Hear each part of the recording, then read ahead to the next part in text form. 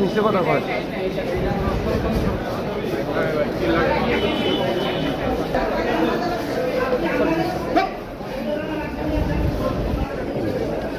কেন এ নির্মমভাবে হত্যা করা হয়েছে? তার মাথায়, বুকে, হাতে এবং পায়ে রক কেটে তাকে নির্মমভাবে হত্যা করা হয়েছে ইসাবারের হত্যা মামলায়। এটা অত্যন্ত আলোচিত হত্যা মামলায়। এই মামলার 4 জন আসামিকে ACMM 2 কোর্ট নাম্বার 3 জনাব জিয়াদুর রহমান স্যারের আদালতে উপস্থাপন করা হয়। মাননীয় আদালতে এই মামলার আয়ু আসামিদের 7 দিন করে রিমান্ড প্রার্থনা করেন। আমরা রাষ্ট্রপক্ষে এই আসামিদেরকে কেন 7 দিন রিমান্ড দিতে হবে সে মর্মে যুক্তি উপস্থাপন করি যে মাননীয় আদালত এই আসামিদেরকে যদি রিমান্ডে নেওয়া হয় তাহলে এই মামলায় এই ভিকটিমকে কেন নির্মমভাবে হত্যা করা হয়েছে। এক্সট্রিম মশার কয়েল প্ল্যান্ট ফাইবার দিয়ে তৈরি, তাই সহজে ভাঙে না, সুগন্ধিযুক্ত ও নিরবিচ্ছিন্নভাবে জ্বলে। ডেঙ্গু, চিকুনগুনিয়া বাহি সহ যে কোনো মশার বিরুদ্ধে দেয় এক্সট্রিম সুরক্ষা। তার মাথায়, বুকে, হাতে এবং পায়ে রক কেটে তাকে নির্মমভাবে হত্যা করা হয়েছে এবং এই ঘটনার একটা সিসি ফুটেজ বিভিন্ন সামাজিক যোগাযোগ মাধ্যমে ছড়িয়ে পড়েছে। এই ঘটনাটা অত্যন্ত নির্মম। ঢাকা শহরের বিভিন্ন সীসাবারে যে অসামাজিক কার্যকলাপ চলে,